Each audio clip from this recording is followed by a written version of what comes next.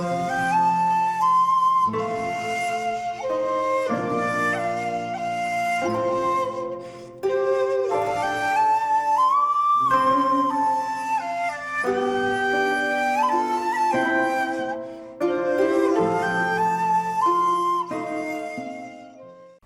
there, this is Solitary Ronin from Solitary Ronin Films, and welcome to another episode of Double Take, where I talk about two films that may or may not be related. And today I'm going to talk about two films from the 30s, written by, but not directed by Preston Sturges, who's obviously kind of more famous for directing films like Sullivan's Travels, etc. But he did start as a writer, so we're going to talk about 1935's The Good Fairy with Margaret Sullavan, Herbert Marshall and Frank Morgan, or The Wizard of Oz as he's more famously known as. This is directed by William Wyler, who doesn't really need an introduction.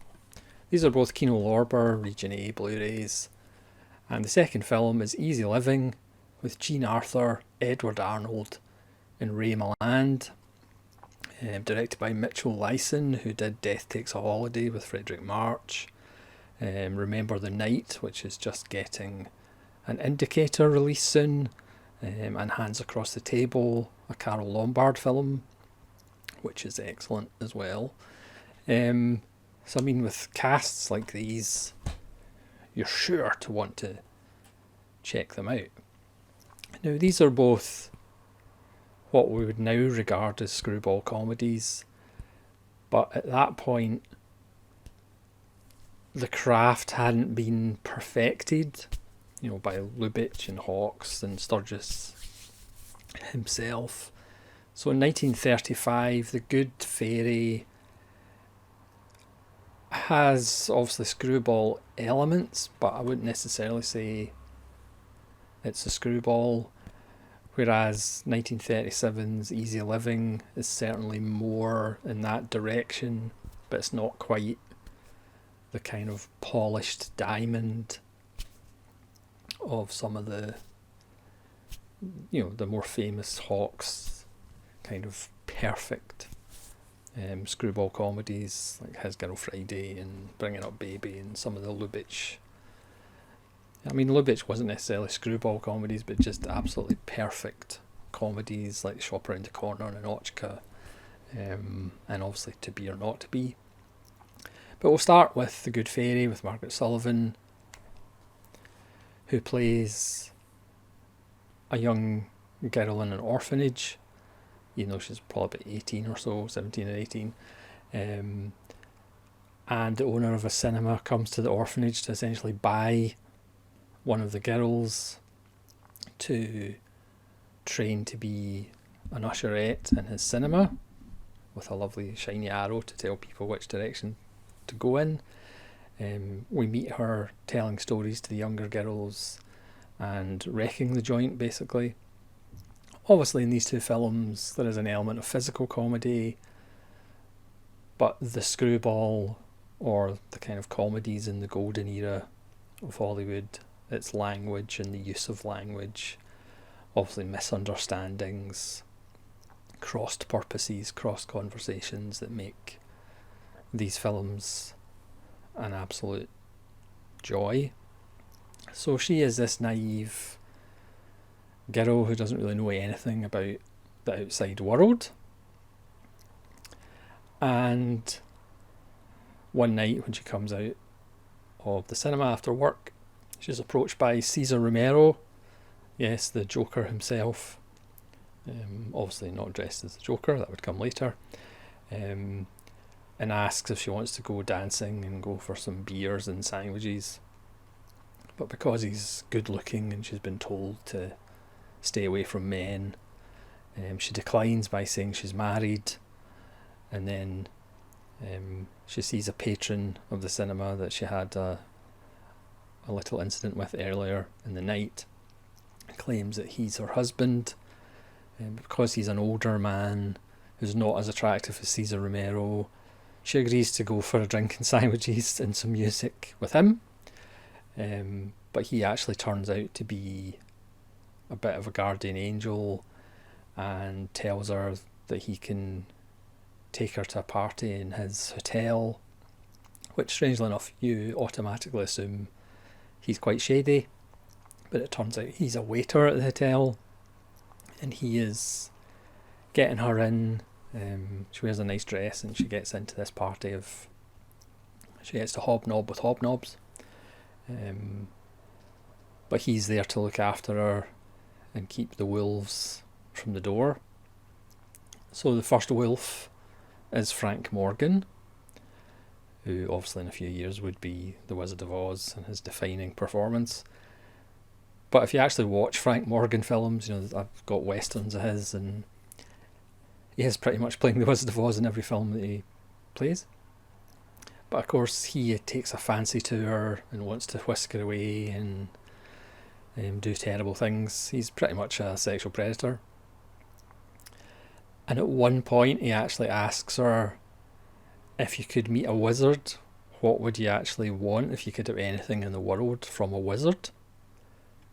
Which is amazing foreshadowing, because not long after this he would obviously go and train to be a wizard in Oz. Who knows, maybe this is actually the same character who gets taken up by a tornado and ends up being in Oz and becomes the wizard.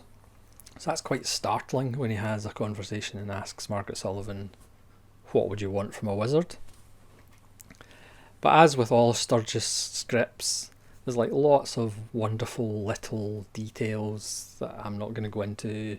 There's so much stuff thrown at you in the dialogue. Not so much in this film, but certainly in Easy Living, there's just so many gags. But Margaret Sullavan's character is feeling rather threatened. Again, she's come from an orphanage. She doesn't know about the outside world. She has been told about trying to do a good deed every day. She's under pressure from this man who's cornering her in a very threatening way. And she says, oh wait, I'm married. I can't go with you, I'm married. And then obviously Frank Morgan wants to know who she's married to and the details. Of course she's got no idea, so she's just making it up, which is frustrating Frank Morgan. All the time the waiter is coming in and trying to get her out, and Frank Morgan's trying to order dinner and the waiter's telling him all the things that are off. And again you have that screwball template of characters shouting over each other, not letting each other finish sentences, which again in this rough early form, this embryonic form, can be a little bit frustrating at times, but most of the time it's just wonderful. So she ends up, Frank Morgan says, well, to help you, to make you like me, I will make your husband rich, because I've got all this money and I can do anything I like. And again, it's white wizard privilege. Sorry, he's not a wizard quite yet. It's white would-be wizard privilege.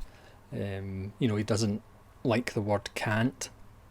He's used to getting what he wants. So he agrees to make her husband rich to endear her to him.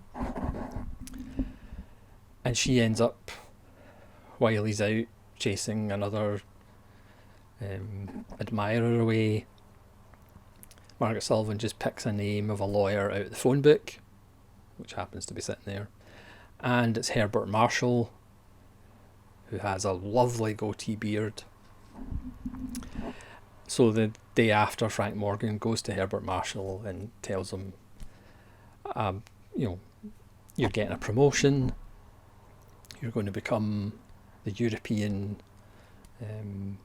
lawyer for the meat packing company that I own. Again, the film has a slight Lubitsch touch as well, because it's set in Budapest, as some Lubitsch films were set in, Romania or whatever, like The Shop Around the Corner, or Hungary. And obviously Herbert Marshall is a little bit taken aback. He still has that Herbert Marshall pomposity, and obviously through the film Margaret Sullavan trying to tell Herbert Marshall the truth can't really kind of get around to it. And obviously there's the misunderstandings, and before the kind of truth comes out. It's a lovely little film. It's probably the weaker of the two. At 97 minutes, it's probably a little too long. But again, this is 1935, so this is the kind of, as I say, it's the early stages of these kind of films, and they hadn't really been perfected at this point. But Margaret Sullavan is always a joy, and she's fantastic. Again, Herbert Marshall does Herbert Marshall things, and Frank Morgan is wonderful as essentially a rich sexual predator. But the little scene about the wizard is fascinating. So that's The Good Fairy. Like I say, perhaps the weakest of the two films, or the weaker, but it's still a lot of fun. But then we get to Easy Living, which is close to those perfectly architected and hewn screwball comedies that we know and love. So this stars Edward Arnold as the usual Edward Arnold character. He's rich, he plays the stock market, but he's fed up with his family being rich and lazy, basically. You know, another theme of most of the screwball comedies and comedies at this time were all about money and class, and where people fit in the class structure in America, even though if you believe some people there's no class structure in America, which is obviously nonsense. And this film is also about that. So Milland is his son, who's basically a layabout, so he forces him to get a job in one of those bizarre restaurants. If you remember an episode in Tony Hancock's Half Hour, it's one of those ones with all the little slots and the meals go through the slots, whichever one you pay for.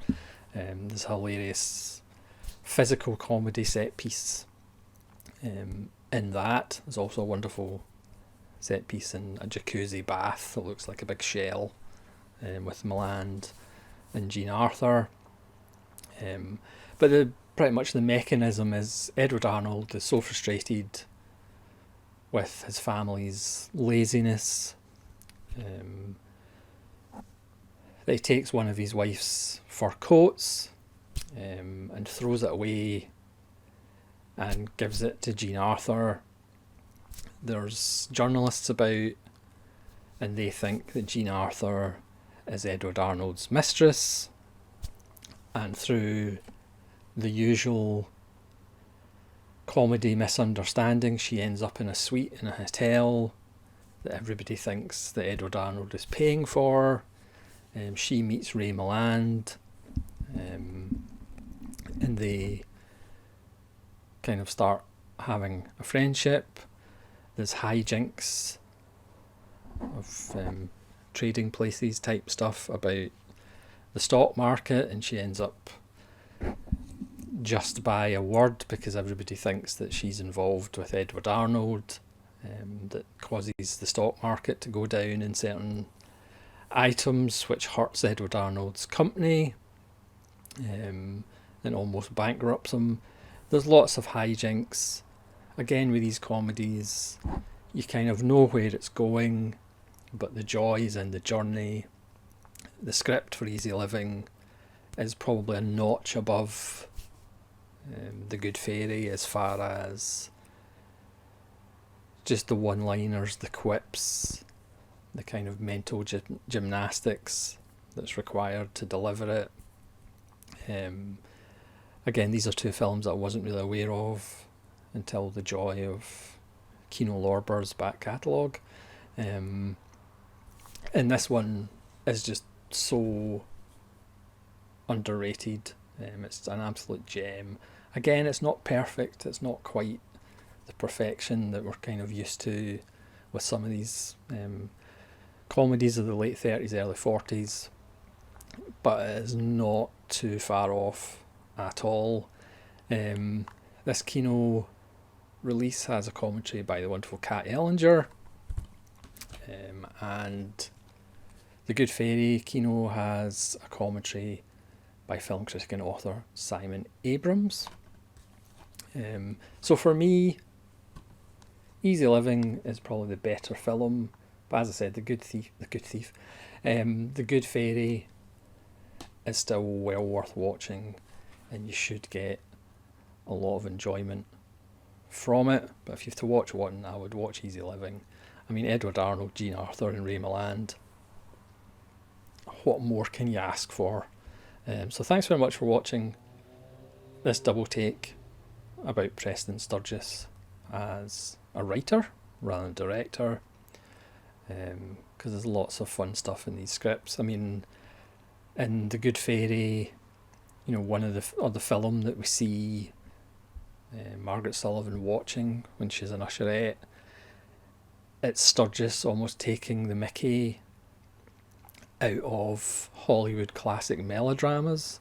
There's a male character and a female character, and the female character pretty much just says Meredith countless times, and the male character just says go countless times. So it's Meredith, please. And he just goes go, and he's like, go Meredith, go, and that's pretty much the whole scene is that.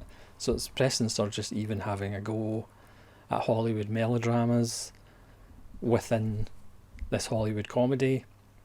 There's really lots of clever stuff. You know, there's cracks even about vegetarians back in those days. There's a couple of clunkers just by the passage of time. When Ray Milland near the end of the film says he's got a job, and he says to Margaret Sullavan, "You've got a job too," and she says, "What's that?" And he says, "Cooking my breakfast." Obviously some things haven't aged, but again, these are films that were made in the 30s, but there's still lots of excellent stuff in these two films that still work. You know, there's a reason that these films last. It's because they still work, and they just don't make films like that anymore. I know it's a cliche, but comedies that are based on language, based on kind of wordplay and verbal gymnastics, they certainly don't make anymore, and that's a shame, because let's be honest, lots of these films have just never been bettered. So thanks very much for watching. Perhaps two lesser embryonic screwball comedies, if you want to call them that, but well worth checking out. So thanks very much for watching, and hope you'll join me again for more double take videos. This is Solitude Ronin from Solitude Ronin Films, saying farewell.